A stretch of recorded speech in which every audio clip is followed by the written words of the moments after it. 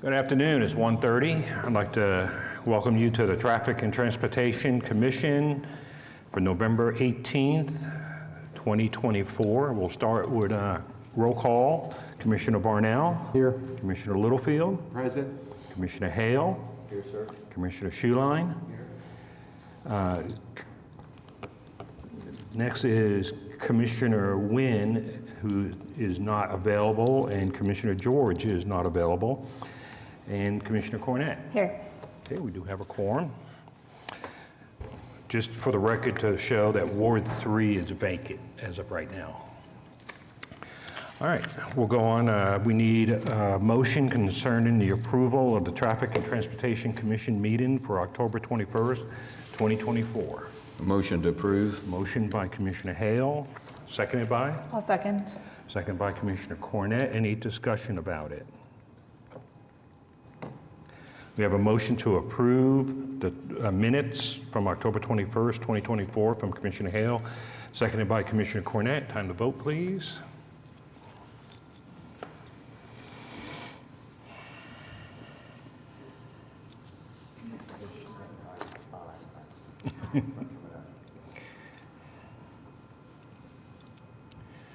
Okay, item has passed with 5 in favor and 1 abstained.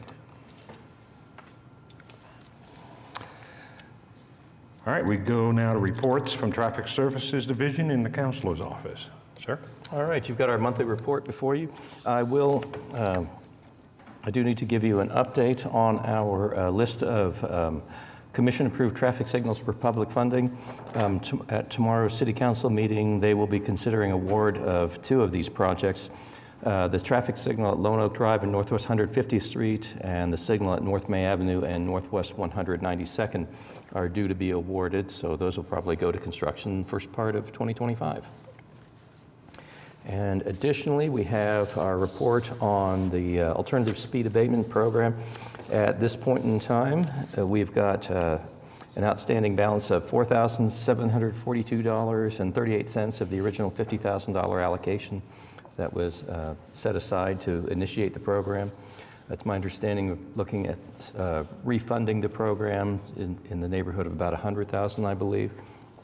That funding has not been made available yet, but it is in the works, which is my understanding. And aside from that, I'm happy to answer any other questions you may have on the program. All right, Counselor? Nothing, sir. All right, thank you very much. There are no items in the consent docket, so we'll go to items for individual consideration. Item 5A, Dr. Eichelberger, who's the superintendent at Piedmont Public Schools, and it's listed up there what the request is for. Sir, if I could have your name and address, and you'll have up to 5 minutes. My name's Drew Eichelberger, and the address that of our ECC, Early Childhood Center, is 11020 West Memorial Road. So we're simply asking for a school zone on either side of the entrance to our school. We currently don't have any school zone there. We've got about 650 kids, many of them dropped off by car. We have 5 buses that drop off cars or drop off kids, and we have about 65 employees that come there every day. So we've got a lot of traffic there, particularly in the morning before school, just before school starts, and in the afternoon. We'd like to slow people down just a little bit. All right, thank you very much, sir. Anybody else want to speak on this item? No, Okay. sir. No, I mean anybody else out there? Staff? All right, you got our comments before you. In the recommendation section of your report, you'll note that we say that the appropriate use for school zones on arterial roadways to reduce traffic speeds in the areas where school-age pedestrians are likely to cross a street on their way to and from school. Presently, there's no pedestrian activity between the Bison Creek addition, which is immediately to the west of the Piedmont Early Childhood Center, and there's currently no pedestrian activity crossing West Memorial Road, but that's at this point in time due to the absence of any development on the north side of the road. So action on the item is going to be at the discretion of the commission. All right, thank you. Do we have a motion concerning item 5A? This is one of the most rapidly growing areas in Oklahoma City, and definitely in Ward 1. With that, I move to approve this motion. Okay, we have a motion to approve 5A from Commissioner Varnell. Do we have a second? I'll second. Second by Commissioner Cornett. Any discussion? Okay, we have a motion to approve item 5A from Commissioner Varnell, seconded by Commissioner Cornett. Votes, please.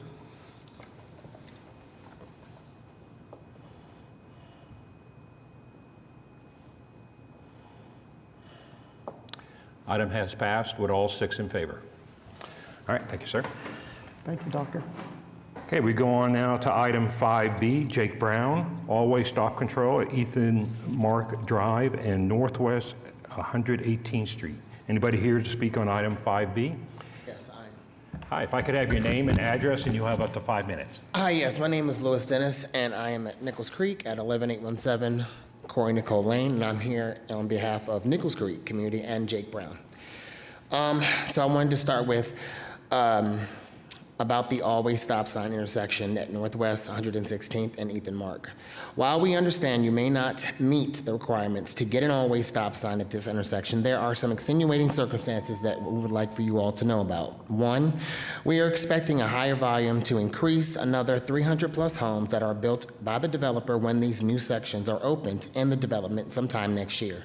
Two, we are seeing a large volume of traffic coming eastbound in the morning and westbound in the evening on Northwest 118th. From the west side neighboring neighborhood, they are driving recklessly with little to no regard for being in a residential neighborhood.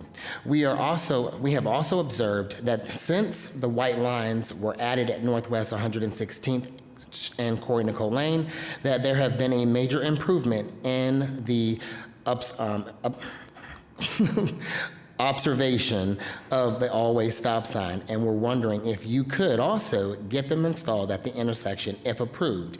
We have been working with Master Sergeant Robert Scala at the Hefner Division and his community outreach program to understand the options as a community. Thank you for your consideration for this petition. Okay. All right, thank you very much. Anybody else want to speak on item 5B? All right, staff? All right, as you heard from the applicant, in summary, the intersection at this point in time doesn't meet any of the MUTCD warrants for always stop control. The traffic entering volumes from the south side on Ethan Mark Drive are currently running at 172 vehicles per day, and east-west presently on 118th, it's running around 630 vehicles per day. The applicant has provided a petition demonstrating local support for the requested traffic control change, so action on the item is going to be at the commission's discretion. All right, thank you. Do we have a motion concerning item 5B? Councilman Carter and I have had a lot of discussions with this neighborhood and Mr. Dennis about this neighborhood, and we both have really enjoyed the conversations we've had. Yeah. And this is another one that we strongly in favor of, so I have a motion to please approve this motion. Okay, we have a motion to approve item 5B from Commissioner Varnell. Do we have a second? Second. We have a second by Commissioner Littlefield. Any discussion? Yes, sir. I have a question for you. Sure. If you come back up, please. Yeah, absolutely. Last month, you made a comment that you folks were looking into some traffic calming measures via ASAP, excuse me. Yes. Just curious what those are and where.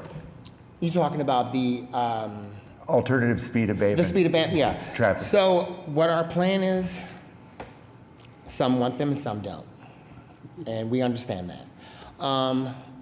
Of course, you know, we all want the safety of the community, and that's very important. Now, we also have to, like I said before, we have to go through the developer, and we have to see if the money is there for it to happen. And so once we can come to that conclusion with all of that, then we can go further with the decisions on making that happen. So you're working with the developer to see if they would partner with you on funding. Excellent. I learned from this. That's why I asked. Yeah. So, thank you very much. Appreciate it. You're welcome. Mr. Dennis, because you guys don't have enough houses yet to have control of the HOA, isn't that correct? That's correct. Yeah. How close do you know you are there? I want to say the last time I checked, I think we're at 340, maybe 314, 340. So we're not quite there. They're just now starting on phase 5. They just broke ground. So. It may be a while before you all get control of the HOAs. Oh yeah, it's still going to be a good ways. Thank you. Yeah. All right, thank you. Any other talk on item 5B? Okay, we have a motion to approve item 5B from Commissioner Varnell, seconded by Commissioner Littlefield. Votes, please.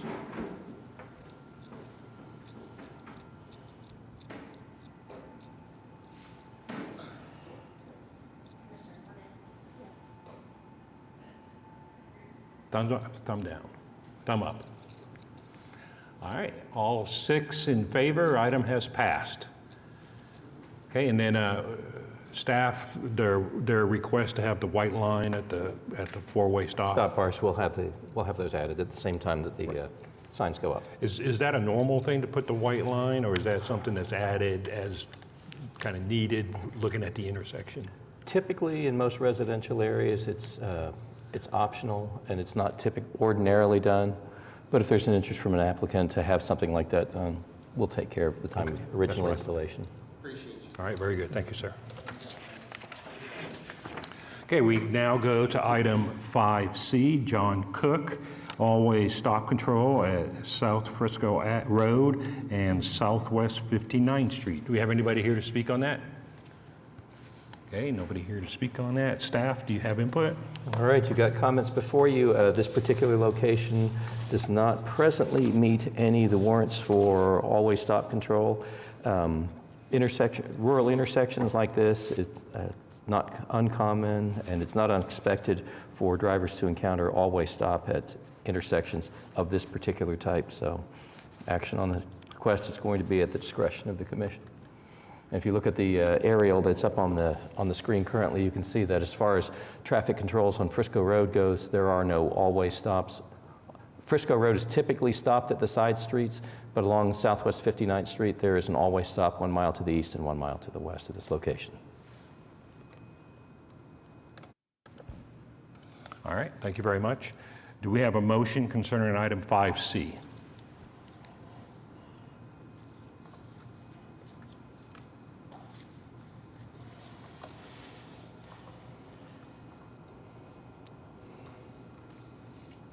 Shay will make a motion for approval. Okay, we have a motion to approve by Commissioner Varnell. Do we have a second? I'll second. Second by Commissioner Cornett. All right. So my question, could you go over the number of vehicles on the roads? Go over that information with us. Okay, so on our north-south volume on Frisco Road, our current count is showing 510 vehicles per day, and east-west on Southwest 159th Street, we're running at 1,132 vehicles per day. And is that area growing? Is that a growth area where neighborhoods are coming in and things are happening out there, or is it staying rural? At this point in time, for the most part, all I've seen is rural development going on. We've not seen a lot of planning activity in and around this particular section. I know that like in portions of Canadian County, especially when you get closer to Yukon, there's a lot of growth, but this is at the northwest corner of the corporate limits for the city of Mustang. So this particular area is still staying relatively rural at this point.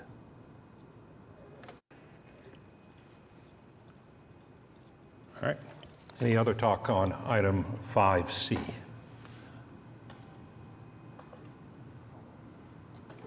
I see a consistency with this application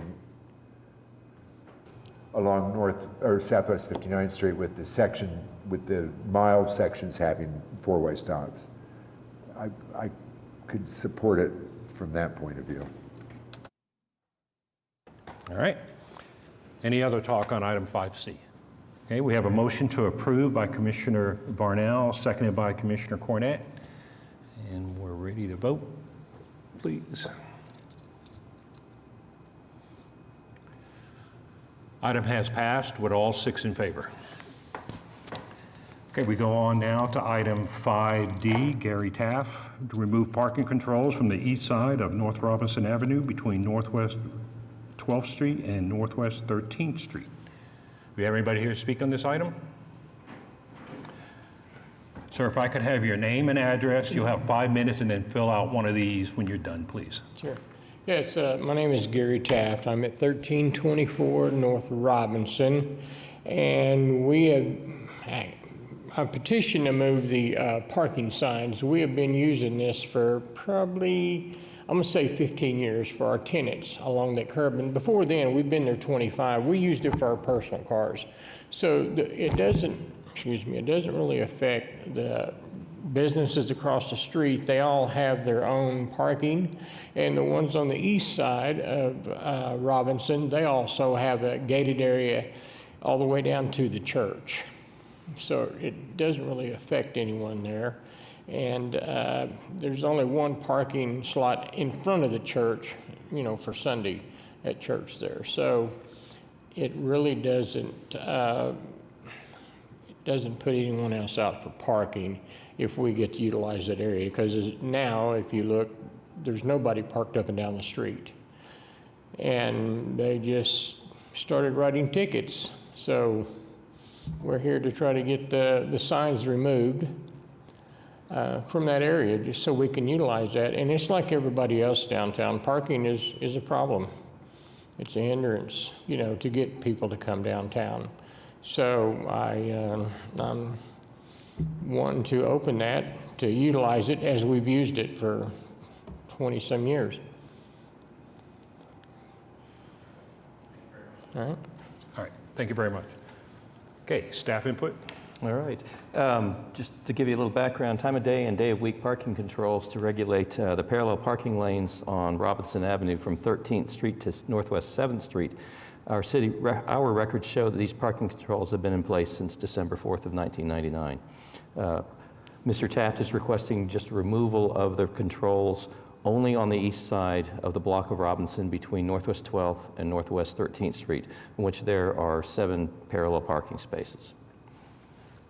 So action will be at the discretion of the commission. So if approved, parking on the east side will remain freely available for public use, but it will no longer be subject to any day of week or time-limited parking regulations. Okay, just to clarify, there's 2 parking restrictions there, right? There's time and there's also length. Yes, there's a 2-hour restriction, and then there's also no parking during certain times of the day, during certain days. And is this motion to remove both of them? This removes everything. It will make it basically unregulated parking on the east side of Robinson, only from 12th to 13th Streets. And on the other side of the street, is there any limit? Is there a 2-hour limit on that side? Yes, the controls on Robinson from 7th to 13th Street are all basically signed the same way, where it's 2-hour time-limited parking, and it's got various days when parking is not allowed between certain hours. So all the other remaining controls on the west side of Robinson and from 12th Street down to 7th will remain intact. So what this does to me is during especially the morning and the afternoon times, it keeps the road as a 4-lane road? It is a 2-lane road currently. Because if you're northbound on Robinson, Robinson is a southbound road only once you get on the north side of 13th Street. So there's just a single northbound lane on Robinson going from 12th to 13th, and all vehicles have to either turn left or right when you get there. And in the southbound direction, there's only a single direction. So these particular restrictions don't open up the roadway for any more parking or for any more lane capacity. Okay, like it is at some places Correct. downtown. That's correct. We do that so it stays a 4-lane road. Right. This is never used This like is that. just a 2-lane, that's correct. And it's never used like that. Sure. Is there, oh, sorry, go ahead. No, go ahead. Is there any benefit to having that shut down for those rush hour times? I mean, there's a reason why this was put into place. So what is our, why? That was my question, is what was going on in 99? What's the history? Yeah. What was the request in 99, the motivation for that request? When we researched it, we did not find any commission-related actions to it. We just found a work order authorizing the parking change on Robson, just between 7th and 13th Street. So that's the only history I have, and it actually predates my tenure with the city, so I can't really explain what the rationale may have been for that particular change. Of course, at that point in time, Robinson may have been a 4-lane road. And so maybe the intent was to keep lanes open for capacity purposes, but there have been a lot of changes in the downtown area. I mean, since that time, all of downtown's basically been converted from one-way streets to two-way streets. Well, that brings up the point then, does the rest of the area need to be brought up for housekeeping for us to get it, or to look at it again? Because if we don't need it for this block, does it need to be for the rest of the way? Well, at this point in time, the only thing you've got before you Right. is this particular request, and the applicant has demonstrated consent and consensus from business operators on both sides of Robinson within this block range.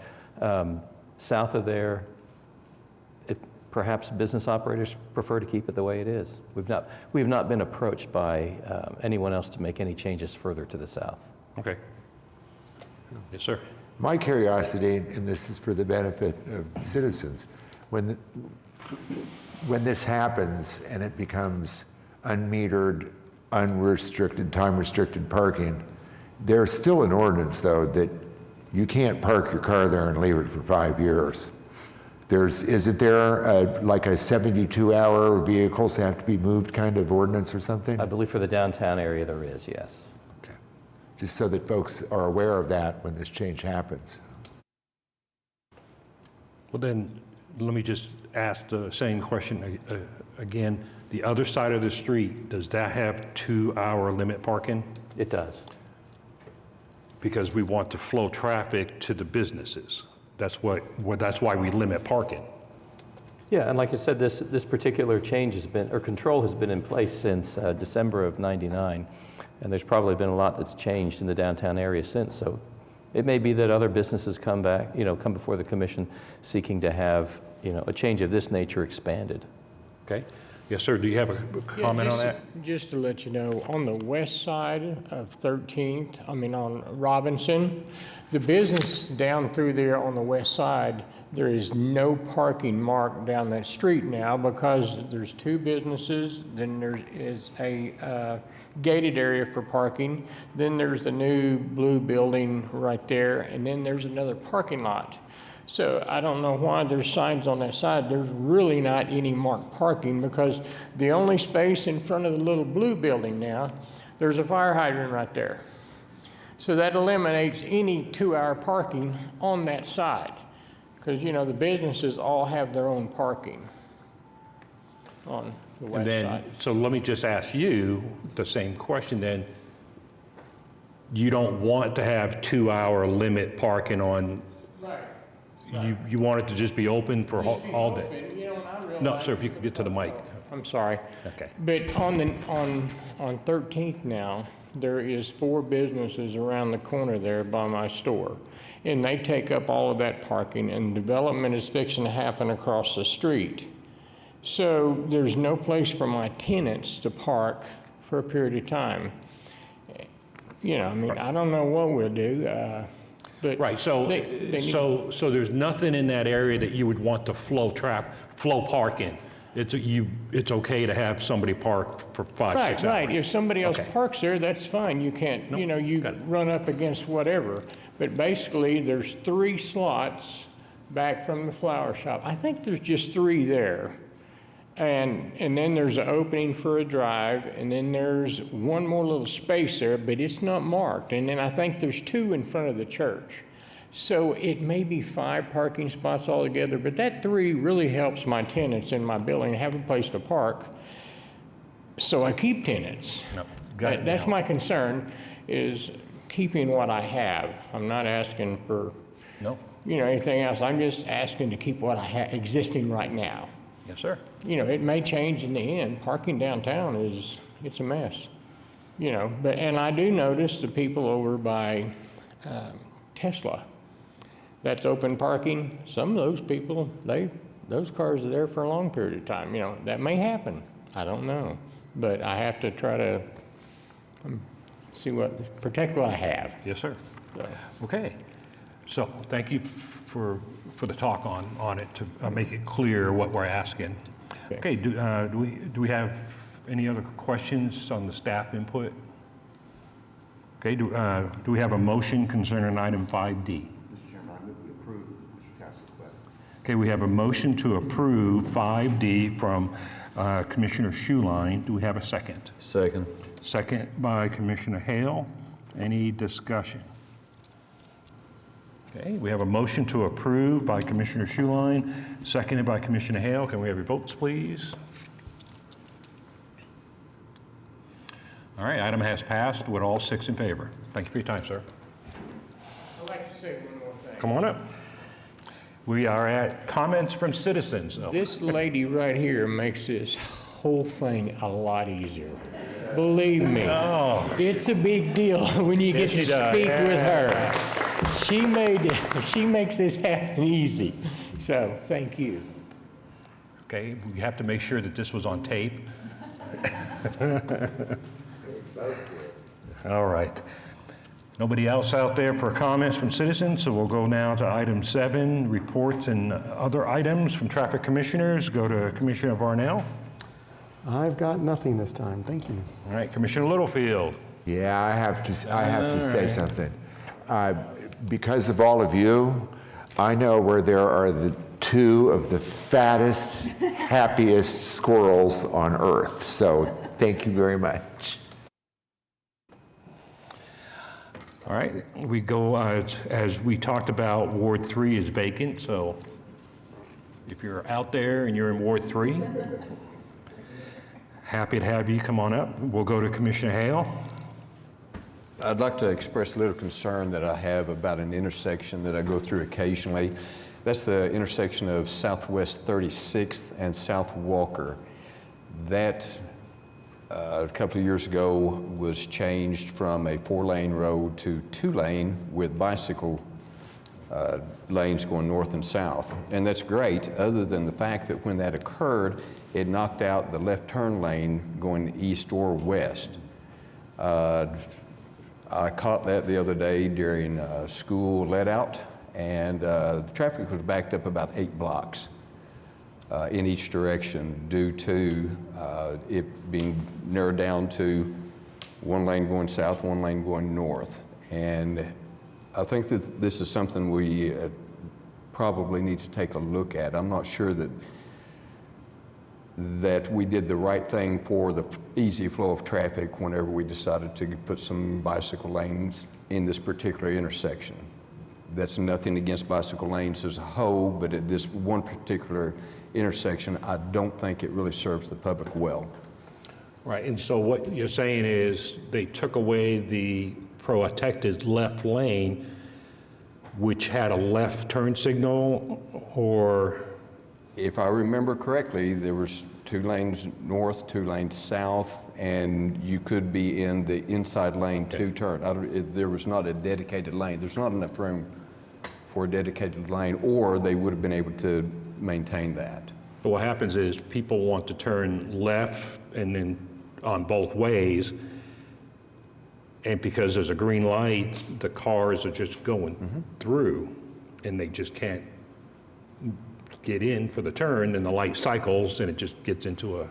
Well, since it's a boulevard, yeah, it's a boulevard street, and that complicates it because use one north, 1 south, and this traffic can be backed up, turning left, and this traffic being backed up, going north and south, trying to turn left, east, and west.